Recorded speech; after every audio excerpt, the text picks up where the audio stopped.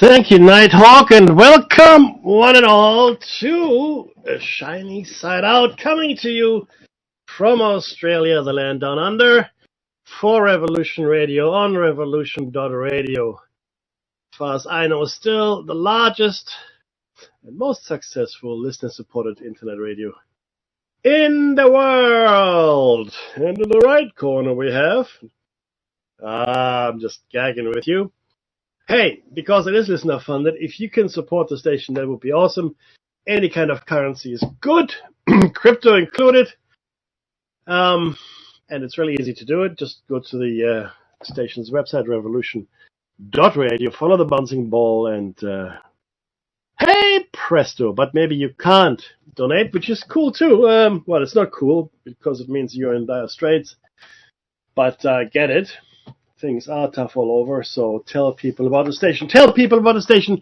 Like the shows or the shorts if you see them out in the wild. Like them. Comment on them. Share them. Subscribe to our channel if you can. It all helps. It all helps. If you like what we do. If you like what we do. Obviously. Right? Maybe you just like to get a good hate on. And subscribe then. Get the good hate on. I hate those guys. I love to listen to them so I can hate them. If that's you, that's cool too. I dig it. It's all good. So go ahead and do that if you can. If you can. You can listen to us on any platform, any app, any kind of thing, any device that you might have, including a Grace tabletop digital radio in the comfort of your own home, if you are so inclined. Before I start broadcasting at you in anger, I would like to acknowledge the traditional custodians of the land from which I broadcast. And for me here, of course, it's Daruk country, and I would like to pay my respects to elders, past, present, and future. Thank you. Now, if you hear me moaning throughout the broadcast, it's because I fell and I rather badly injured my left leg. And it's painful, but I'm not one that takes painkillers, so... there might be the occasional ooh or ah or some such, or my voice might sound strained. It's because it's painful. No, it's just a flesh wound, but a fairly large chunk of skin was scraped off, and it's now hopefully healing, but it does irk me a little. So there's some pain. So I do apologize if I come across as tense or in pain. It sort of reminds, my voice kind of reminds me of Ocean's, was it Ocean's 13? I want to say. The tech guy, I forget his name, he's a tech guy and he had to get a job inside the casino as a repair technician, I think, and he put a nail in his shoe and he kept stepping on it for every answer. So his baseline was completely screwed, right? He was in agony, of course, as he stepped in it, which indicates a high stress level. And as soon as he was lying, they couldn't tell because the stress level was just the same.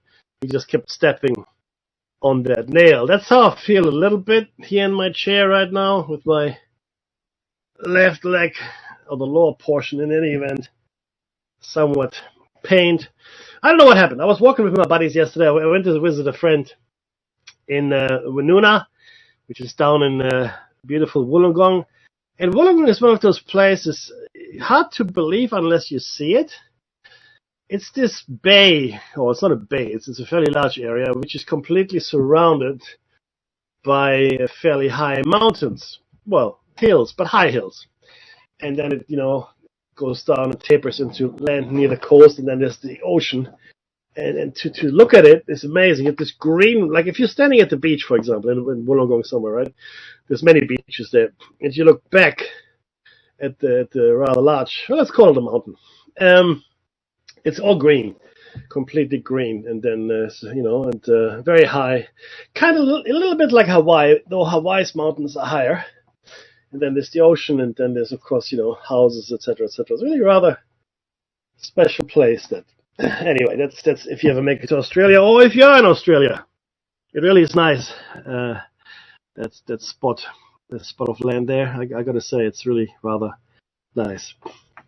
And I slipped. We were walking, and it's like a dirt track kind of thing, and I stepped over this dirt mound, hard-packed dirt with gravel, and somehow I lost my footing. My left foot decided to give out under me, and I slipped and took a fairly large chunk, probably the size of two of my hands, of skin with it. My donation to the hard-packed dirt in Wollongong. You're welcome. We then proceeded to walk toward the ocean. It was probably 20 minutes, and I cleaned my leg as best as I could. And then when I came home, I cleaned it in the shower, of course, and I put... This is really cool stuff. I don't know if you have it wherever you are. It's like a spray, and you spray it onto your wound, and it kind of seals it. It's see-through, it's breathable, and it's waterproof. So that's what I sprayed on. And it also disinfects at the same time. It hurt a lot. I mean, have you ever had like an open, flesh wound, like the skin scraped off, and you put salt in it or vinegar or a disinfectant for that matter? Yeah, it's it's not pleasant by any stretch of the imagination. But anyway, so that's I spent 10 minutes just talking about my ailments. That's what happens when you get old. Oh, my liver is playing up. Oh, my cataracts. Oh, my piles. Oh, my piles. My poor piles. I guess that's still a few years away from me, but you never know. It could come sooner than you think. Anywho, thank you so much for tuning in. I am by myself today. Dave is still at Bathurst. He's camping out as his annual pilgrimage, and Bathurst is his mecca, and he spends the week there camping, meets a whole bunch of the drivers and such, takes pictures and all kinds of things. If you're friends with him on Facebook, then you might actually see that, right? That's pretty cool, I think. But that's really his thing. He loves that, and I think that's awesome that he has got a hobby like that, where he camps out and just watches the races, etc. on the hill. Ooh, I just opened Facebook, and there he is with two blonde ladies in what look like orange and black skimpy jumpsuits with his thumb up. It's on Facebook. If you're friends with him, give him a like. He just posted it, I think. Oh, sorry, I lied. 6 hours ago. But there it is, anywho. So yeah, he's having a good old time. Oh, that's funny. Okay, now let's see what's been happening in the world. Gaza, it looks like we're looking toward a peace solution, which is awesome. Now, obviously, we still have to see what happens here, because it is early days, and ceasefires have been broken before, and I find it hard to believe that the ultra-right in Netanyahu's government would be so easily conceding, not defeat, but peace, right? And I think the plan still is to depopulate Gaza of Palestinians, claim it for the Greater Israel, and do the same with the West Bank. That's still, I think, happening. Now, so why and how did this happen? Is Donald Trump truly this miracle worker? Well, I think it was a last-ditch effort. I truly believe this, that to get Donald Trump his Nobel Peace Prize, and he might get it next year, potentially, for this, if it holds. So I think that's definitely something that's happening. And yes, I've said before that Netanyahu and Putin are holding the strings of Trump, and I still believe that. But to them, Trump becomes completely useless if he seems compromised. So if you don't give Donald Trump a win once in a while, be it Putin or Netanyahu, then he becomes useless, and he's all kinds of questions will be asked, and he will look rather silly. So you have to give Donald Trump his wins if you are pulling on his, if you're puppeteering him. But that's what I think these guys are doing. And this is again a ceasefire and cessation of hostilities. Hamas disarm and give up all power. I think that's a huge stumbling block, but it's necessary for this thing to work. All the hostages coming home, they should be home tomorrow my time, and again, day after tomorrow for most of the rest of the world. So for me, tomorrow is Monday. Right now it is Sunday afternoon, 5:13 p.m. So we'll see. I hope the killing will stop. I hope the hostages get home. It doesn't change my opinion on what happened, how it happened, and why it happened at all. Okay, I still believe best case scenario, it was allowed to happen. It was serving the needs of the Netanyahu coalition. It still is. It still will. It still will. There's no way, in my opinion, that Netanyahu and his allies, ultranational allies, are giving up on the idea of a greater Israel. No way. Something is going to happen. I think the hostages are going to come home. Huge win for Netanyahu, and he was facing massive protests at home as well. So all of this is looking good for him as well, right? At least on the home front. If something goes sideways, and I think it will, and I think it will have to do with some of the conditions that maybe Hamas won't be meeting, then it's on for young and old. And I think this is just a stopgap political win for Netanyahu and Trump. And then that will soon be replaced by the hard realities of life. So I hope I'm wrong. I hope this will, evolve into a true peace, into a true agreement, and all the slaughter will finish. Because, like I said, officially there's some 60-odd thousand Palestinians that were killed, including some 18,000 children. Now these are the official numbers. Again, once everything is set, because I've seen the destruction, the level of destruction, and as I'm a student of history, I know how many bodies are usually, it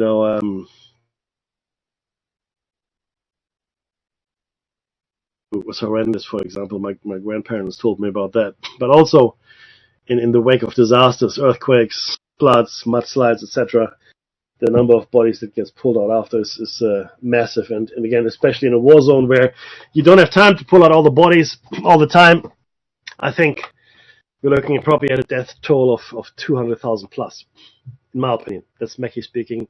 I have no official numbers to go by here, but that's what I think happened. Plus, of course, the tens of thousands who were injured, maimed, psychologically damaged.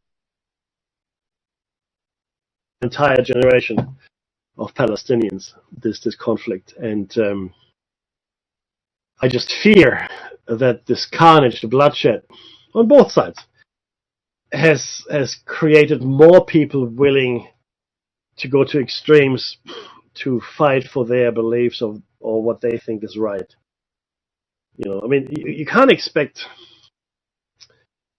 no reaction, right? You can't expect, what's the best word here? No emotional connection to the deaths and to put it mildly, that we've witnessed over the last 3 years. Sorry, 2 years, I should say. 2 years. It's been 2 years last week, October 7th. At the same time, we've got another conflict across Ukraine, which is now going for 3 years. I think also it's 4th year now. I mean, it's just insane. That's not going anywhere either. That's. And in fact, I haven't really heard peep about it. Right? There's not much. It seems it jumped off the front pages. Certainly with the news of the ceasefire and hostage deal that's happening in Gaza. But I tell you, it's a bit odd that there has been so little reporting on the front pages. Suffice it to say, the Russians are still launching major strikes against the Ukraine. Taking out the energy grids, killing people, obviously. And there's this massive strikes that the Russians are undertaking, right, on all kinds of targets. Funnily enough, a few days ago they found British-made parts in Russian drones. So, so essentially what Zelensky says that British-made microcomputers were used in weapons launched at the Ukraine this weekend. So it's really difficult with the supply chains and the global, the global diversification of components to really track where all of your stuff goes. So hand on heart, could Australia say that none of the stuff we manufacture here for BAE Systems or someone else is not going to Russia or somewhere? No, we cannot. I don't think we can. And I don't think we could ask for that either. So let's say there's a manufacturer here in Australia that makes whatever, some component part and sells it on to maybe an American or even a European or even an Asian weapons manufacturer, right? High-tech weapons, et cetera, et cetera. Or maybe just to a distributor, right? So like microchips just being sold to a distributor, and that distributor then on-sells it to whomever, and you don't know who that is. So I think it is completely impossible to guarantee that none of the things that are being made in a specific country don't end up in a war zone on the side that you do not want to support. That's what I think. Now, what we do have to worry about is Putin's constant and insistent, or consistent, that's the word, there you go, consistent attack of an airspace. He's probing NATO airspace, like 5, 6, 7 countries now that he's been probing, right? Poland, yes, yeah, that thing seems to have happened in Germany, potentially. Certainly the Baltic nations, Scandinavian nations are saying something, entered the airspace. So, yeah, he's just, let's see what they do. Let's just see what they do. Right? Let me just see if I can find some more detailed information. Russian probing of NATO airspace. What do we have here? Yeah. This is from, it's a little while ago, 3 days ago. Yeah, here we go. That's it. Very good. This is, alright, here we go. Okay. Most serious incident unfolded September 9 to 10 when 19 drones were launched from Belarus into Polish skies. So it is happening. It is happening. These things are being launched into NATO airspace, and the Russians are testing it. Okay. I want to see how quickly they respond, I think. But on the other hand, I think it's stupid. Estonia is also a Russian MiG fighter 8 days ago entered its airspace. Ukraine, NATO, recent Russian drone incursions. But why would the question is, why does Russia do it? Well, it really doesn't make any sense because they're having enough trouble fighting the war in the Ukraine. Okay, to start a war with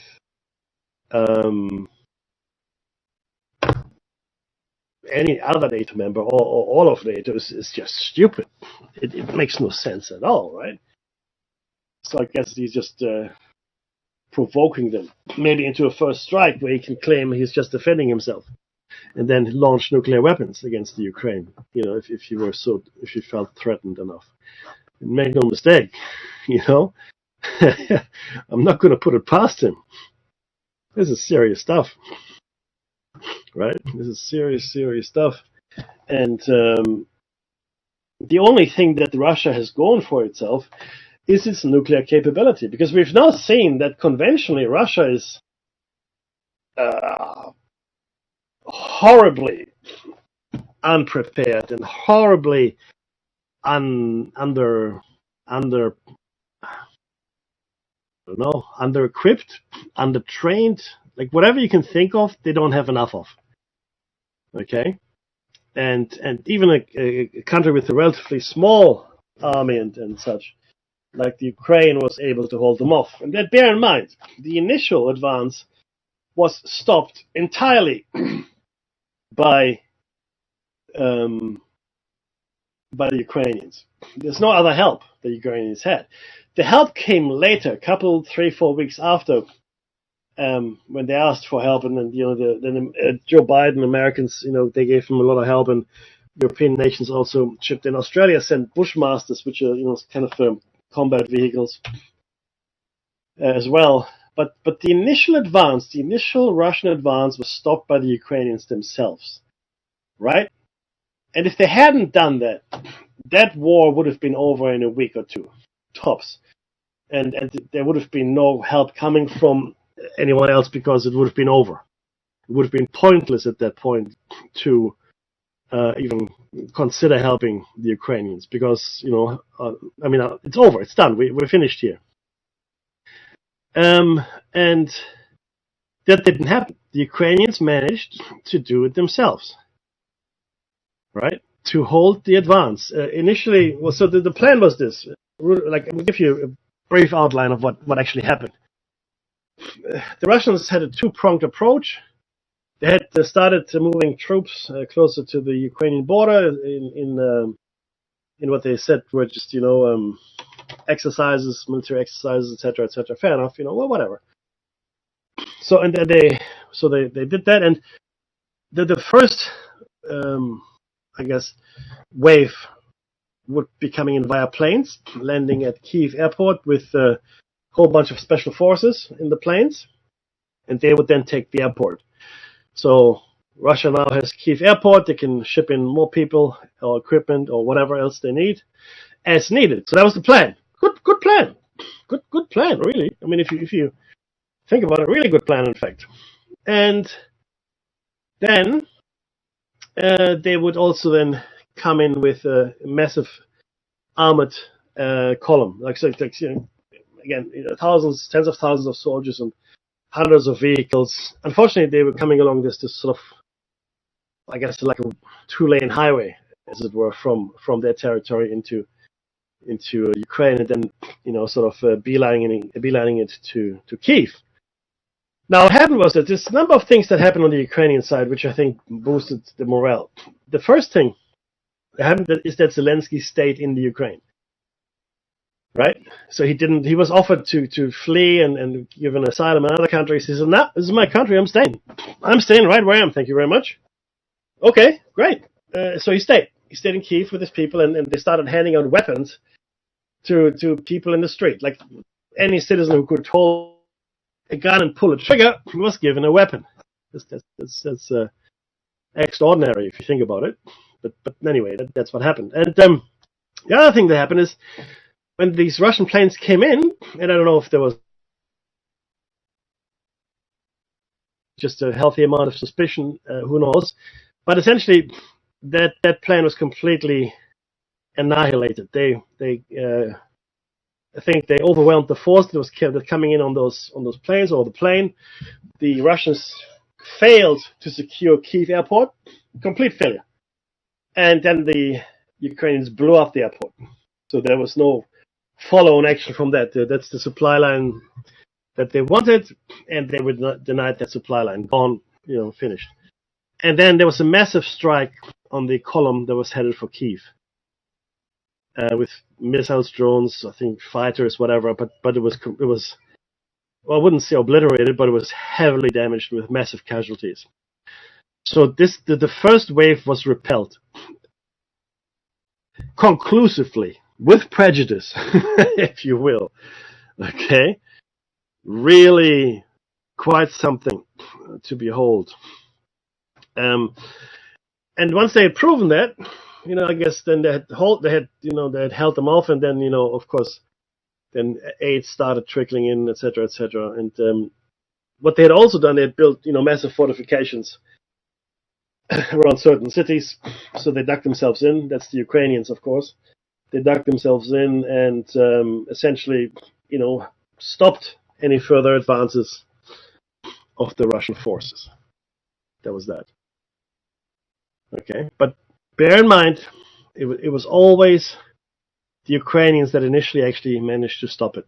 That's really important to remember. and then help came from others, which is great, which is awesome. But anyway, this conflict is going on, and again, we haven't heard anything about a ceasefire there or any sanctions against Russia. Donald Trump has been suspiciously quiet. Maybe he's focusing on his success in Gaza. I mean, you can look at it any which way you want, but it's a success. It's a success.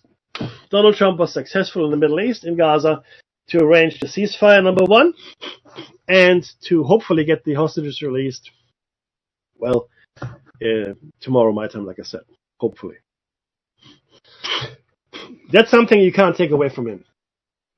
I think that's a phenomenal success. It really is, right? Anyway, so there's that.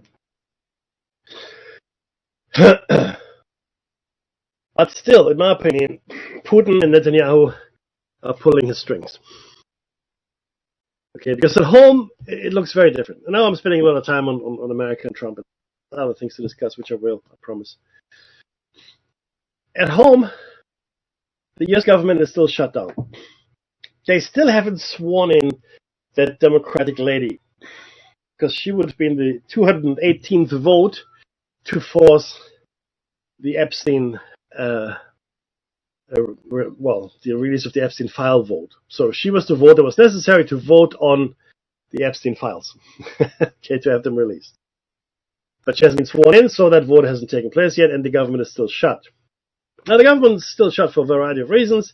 The key reason being, of course, that the Democrats don't want to budge on the healthcare issue, right? And Marjorie Taylor Greene, interestingly enough, has come about 180, turning her back on, at least on this particular issue, on both the Republicans and Donald Trump, and said, no, we can't do this.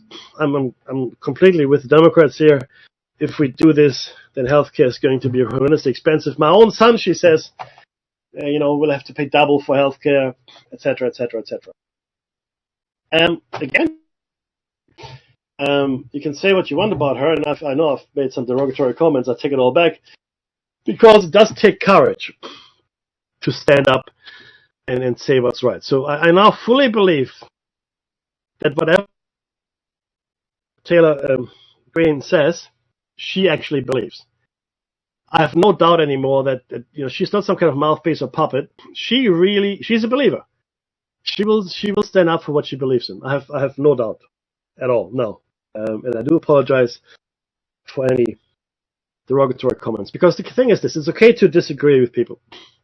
It's okay to have another opinion. If you really believe in something and you stand up for it, I have the highest respect for it. Right? Initially, I thought, she's just another MAGA mouthpiece. She's got no mind of her own, etc., etc. Clearly, I was completely wrong. And in fact, she does, and she is, and she's a principled woman. So I head off to her, and I wish there were more people like her. And I don't care what her persuasion is politically. Just to have that character trait, to have that level of conviction and belief, I think it's a phenomenal thing. It says a lot for her. And if I ever was in a position to vote for someone like her or someone else that was a less ethical person, I would vote for her. Absolutely, I would. In fact, if I was one of her constituents, I would be very proud for what she's done. Okay, she's looking after the people in her district. And who else can say that, really, in right now, in the political climate that we're in? Who else can say that, right? We're living in times of vindictive politicking. But anyway, so again, head off to Marjorie Taylor Greene. I think what you probably never listen to me, which is fine. I just wanted to say it because I think it's a phenomenal thing. And it also shows it doesn't matter if you're left, right, green, blue, purple, Democrat, or not, or Republican, or liberal, or Labor, or whatever.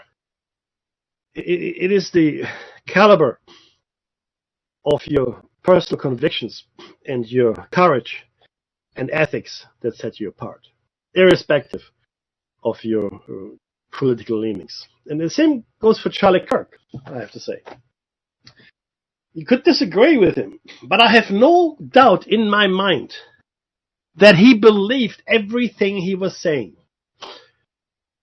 He believed, and he also believed, I guess, same as Ms. Green, that Donald Trump was the answer.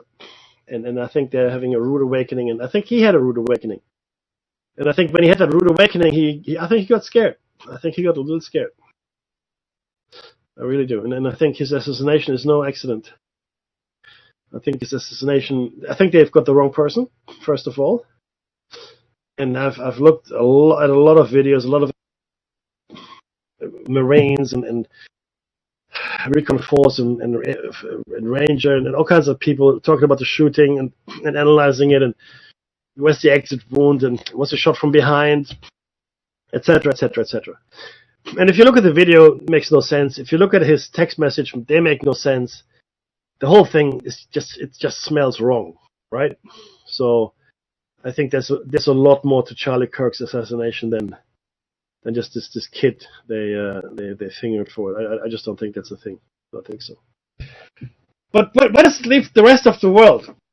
Now the rest of the world is still uncertain. I mean, the stock market is okay, I guess, ish. I had a chat to my buddy yesterday. He does play with stocks and so forth, and he believes that correction is coming. You heard it here first. Now, if you look at the price of gold, that is a very good indicator. It's never been this high, right? Price of gold, and gold is usually a hedge against uncertain times, right? Because it's a solid, if you will, and even though the value is an illusion, it is nonetheless considered to be a safe haven, similar to the Swiss franc and the British pound. So if you look at how gold is doing, and silver for that matter, as well as the Swiss franc and the British pound, they're usually your barometer for crises, right? If their value goes up, that means crises might be looming around the corner, or people are uncertain, or they're spooked, or whatever it might be. And if the American dollar is losing value at the same time, that's not good for the American dollar. Now, as you all know, we've discussed this in the past, the American dollar is no longer tethered to petrol. 50 years ago, Richard Nixon agreed with the oil-producing nations that oil could only be traded in American dollars. That was the agreement they made 50 years ago. The same agreement, or at the same time as he made that agreement with OPEC, he also untethered the US dollar from gold. So the gold standard went out the window, right, at the very same time. So the American dollar was no longer pegged to gold. Mistake, in my opinion, but it is what it is. But it is also now untethered from oil. So as you can trade oil in any currency that you like. You're no longer required, obliged to trade in US dollars. Interestingly enough, some years ago, this is years ago now, the Israelis have the Israelis asked, this was 10, 15 years ago, asked for their aid from America, which the Americans are sending a lot of aid to the Israelis, to be paid in euros rather than American dollars. I think that was rather telling and funny. But so the global situation is volatile, but then again, when hasn't it been volatile, you'll say, and the answer is, well, that's a good question. We're still facing a number of different crises, right? And I know keep saying that we're living in the age of unprecedented, and I do mean this. I mean, yes, new things happen all the time, but what's happening right now in the world, and has been for a while, all of these things are unprecedented. We have to invent new names for storms. We have to invent new categories. We have to invent new terms when we talk about the economy or even rainfall. We're talking about 1 in 100-year events, 1 in 1,000-year events on a very regular basis. So these are no longer 1 in 100-year events. They're now regular events, and I don't want to see what the 1 in 100-year events look like. Okay, now that's the natural stuff. But even politically speaking, in times of uncertainty, and they're certainly exacerbated by what's happening in the natural world, people are looking for strong leadership. Simple messages, strong leadership. just like 9/11, for example, right? The simpler the message, the stronger the leadership, the better. And so we're seeing a polarization on the left and the right. The middle, the center, if you will, the moderates, the boring ones, the ones that keep civilization going, are falling out of favor in many countries, and the left or right extremes of whatever shape or form that takes in that particular country is, in fact, preferred by the voters. This is how Donald Trump got into power. The American people had a gutful of the politicking and the partisanship and politicians in Washington and the corruption and even the conspiracy theories that grew up around it. And they looked at Donald Trump and thought, oh, there's a guy who's got no connections to Washington. He's not a politician. He talks any which way he wants. And that's to be honest with you, I think that's refreshing. I think that's really great. He doesn't give a hoot. He just says whatever he wants. But he also it's good because he speaks in his stream of consciousness. So he just talks, and his posts are the same, and he gets into hot water, and a lot of the things he does might not be appropriate, or again, could actually hinder his agenda. But anyway, it is what it is. And I understand why people voted for him, because they did think he was going to be that guy. Turns out he's not that guy. Turns out he's a billionaire. Turns out he's a billionaire who's really concerned with himself. Turns out he's a billionaire that's concerned with himself and really only wants to look after his cronies, which he has done with the big, beautiful bill. $1 trillion tax cut that is going to be paid for by massive healthcare cuts and tariffs, which are an indirect tax on the American people as well. So, no, he has not helped the American people. No, he has not drained the swamp. Right? He's going after people now. I think it was a Comey and the lady Letitia something or other, and then maybe Adam Schiff and others. Who knows?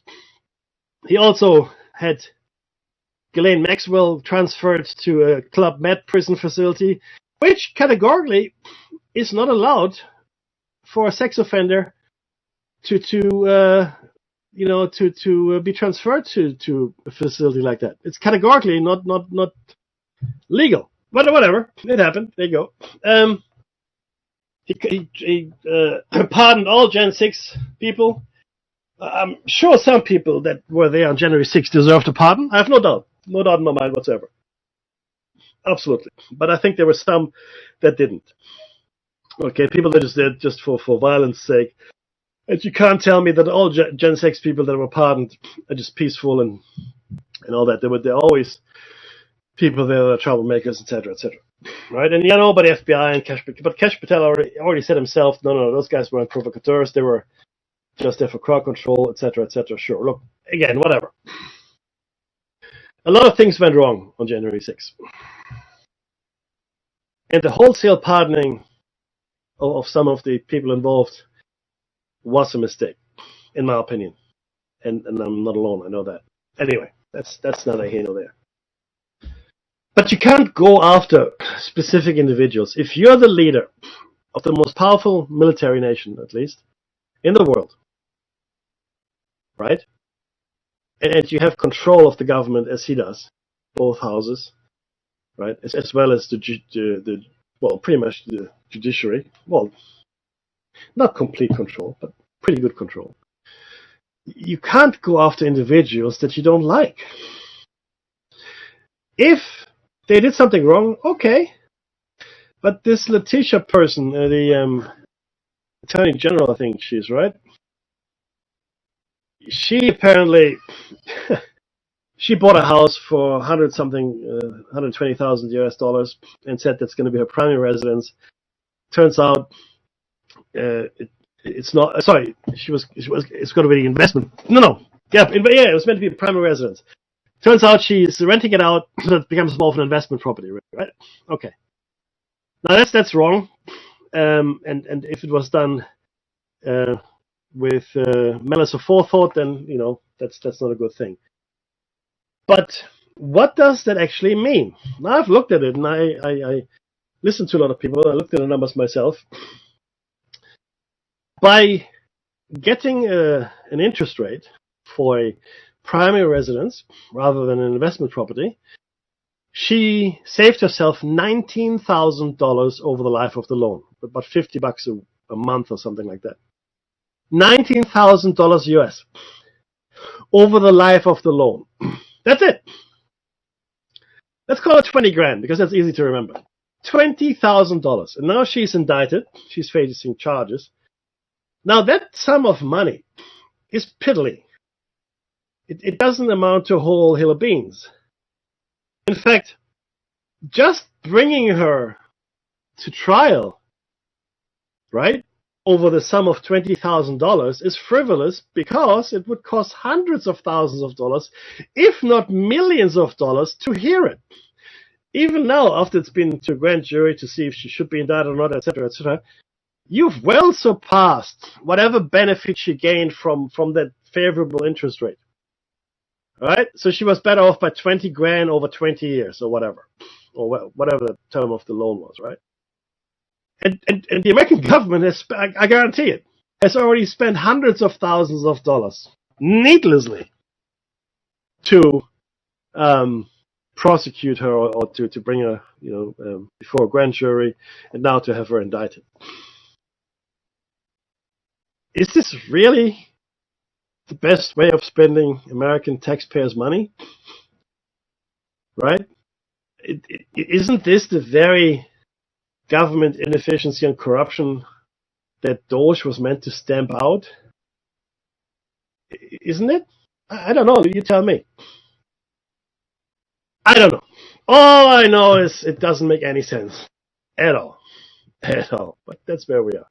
So that's Donald Trump. Now, interestingly, oops, there was some, I know Dave told me not to bang on the table. I shall refrain from that. That was me banging the table with my mouse. I do want to know why, and again, I mentioned this on Thursday on Plato's Cave, why aren't we being told more about the obvious things that are happening at the moment now that need disclosure? The Boogosphere, the UAPs, even the funny astronomical object, AI something or other, right? Which is behaving in all the wrong ways.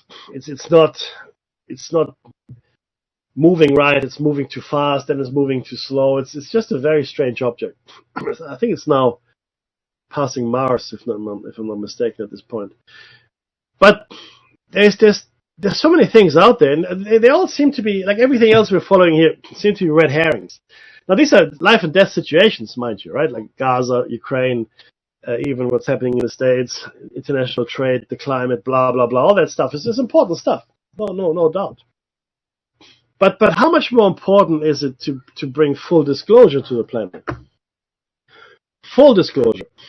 Not half, baked disclosure. Not disclosure that,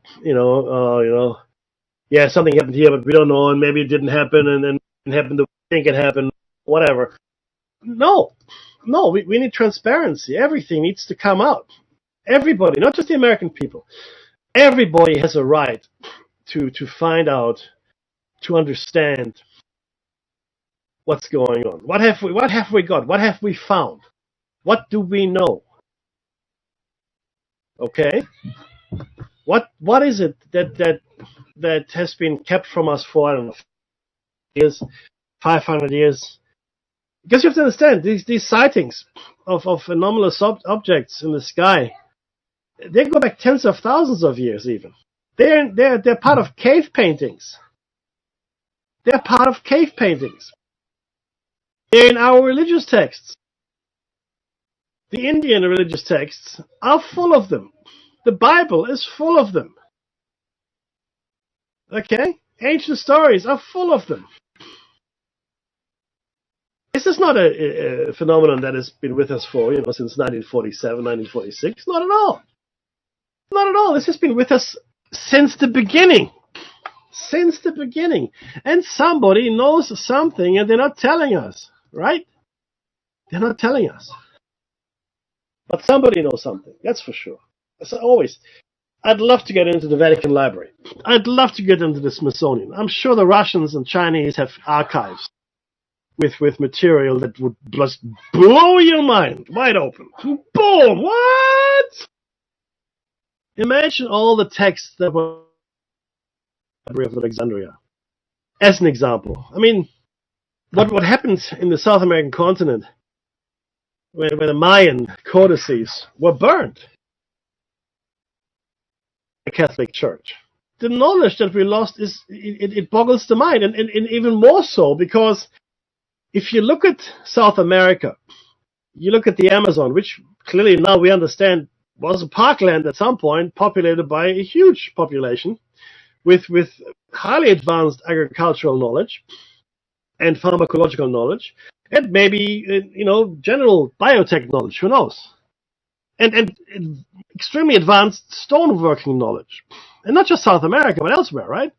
But these are specific points in time where we deliberately destroyed the knowledge that existed in the world. Or, if not destroyed, we took it and we occulted it, we hid it, right? We just made it disappear. That's what happened. It's really upsetting. I'm upset at this. Maybe more than anything else.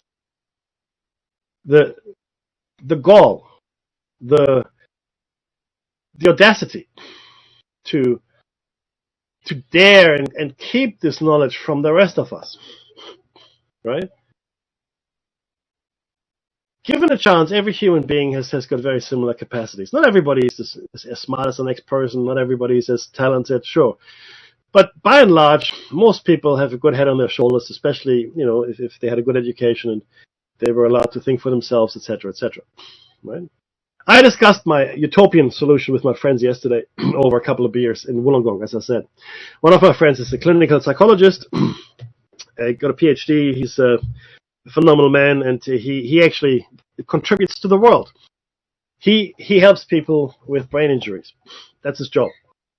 And he does a phenomenal job. He's been doing it for decades now. And my hat goes off to him. Right? He actually contributes to society. My other friend, very smart guy, did a psych degree. We actually studied psych together at uni. Then he decided in his 30s, this is really for me, I'm going to do a law degree. So he changed and did a law degree. Again, kudos, head off, very smart guy. And we just discussed, a whole bunch of stuff. And once in a while we get together, ride a bike if we can, if the weather is appropriate, have a beer, have lunch, whatever. So yesterday we went to Wollongong, and that's, like I said, this is where I slipped and injured my left leg. Anyway, so I think it would be great if we had direct democracy. And we discussed it. What do I mean by that is, well, we have the tech today where people could directly vote for everything that they needed to, both small government, like a local thing, a regional, state thing, even a federal thing, right?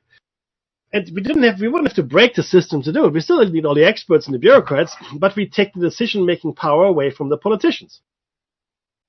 Okay? We take the decision-making power away from the politicians. Now, and then they said to me, and they're right, well, how do you get people to engage, Mackie? How do you do that? I mean, that's one of the biggest problems we have. Now, in Australia, you have to vote. Otherwise, you get fined. Not like in America, where you don't have to vote, you can do whatever you like. But here in Australia, you have to vote. So that's actually not a bad thing. So you have to be enfranchised. Excuse me. So you have to participate. Now, that's already given, that you have to participate. Why not then, I say, educate people in a fashion, starting young. This is my vision, right? Now, obviously, in order to bring any meaningful change, there's usually some pain involved. We have never really been able to, as a people, as human beings, we've never been able to introduce change, positive change or negative change, in a fashion that didn't make people uncomfortable or made people suffer, and that's a shame. I wish we could do that. I wish we could bring about change without having people suffer, but that's my dream. But you have to start early. You have to start young. You have to teach civic classes, for example. You have to teach children how the system works. Because I guarantee you, if anybody anywhere in the world goes out now into the street and asks 10 people, random people in the street, how does your political system work? How do your political parties? How does a law, become a law? How does your voting system, right? How can you form a political party? What are the thresholds? I guarantee you that 8 out of 10, maybe 9 out of 10, wouldn't have a clue. Wouldn't have a clue as to what it would take, or what it is, or what it looks like, or how it works. Because we don't teach our children anymore, right?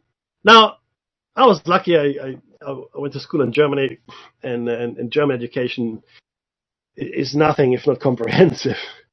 So we did, philosophy in year 8 or 9, I think. You have to do languages, you have to do all the sciences, you have to do history, you have to understand a whole bunch of stuff, and you do.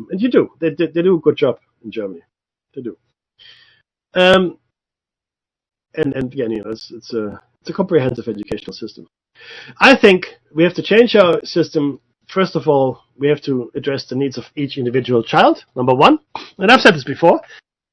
Number two, we need to teach children things that are useful. Not just useful to become a cog in the machine, but to become a fully enfranchised and aware citizen of whatever country they're in. And your political system. Okay, understand who makes the decisions.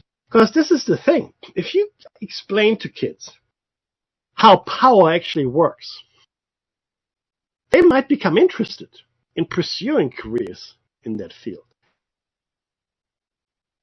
Qualified or have the better temperament for that, rather than the nincompoops we're getting now. Right? Because right now, I don't have much respect for the politicians out there in the world. I really don't. You've got to be a certain kind of person. And I'm sorry, but none of these sit well with me. None of these folk. Okay, that's just me. But ultimately, if we could do that, so you start with the children, you teach them individually, in the best way possible for them, whatever, or like the whole curriculum, but you bring in civics classes, you bring in politics classes. Not in kindergarten, not in primary school, but you can start, with certain notions like civic. What is civic duty, for example? I mean, what are these things we're talking? What is politics? Politics is two people in a room. Put simply, that's what it is. But explain to them how the system works. Give them life skills that are useful. Give them life skills that might inform their future and the way they want to conduct themselves in society. Are we doing that today? No. We're not doing that today. We're not doing that today. Now the question is, why aren't we doing this today? Because it doesn't suit the prevailing powers. The less informed the general populace is as to how things work, the better it is for the people that know. If you're playing a game that you don't know the rules, right? That you don't know the rules to, that you're just getting in there, how could you play that game sufficiently or proficiently? The answer is you can't. Here's the music. Thank you so much for your time. I'll be right back with the short topic, which today, of course, is the hypothesis. Donate while you wait, if you can. Don't go anywhere. It'll be a very short break. All right. Love and peace.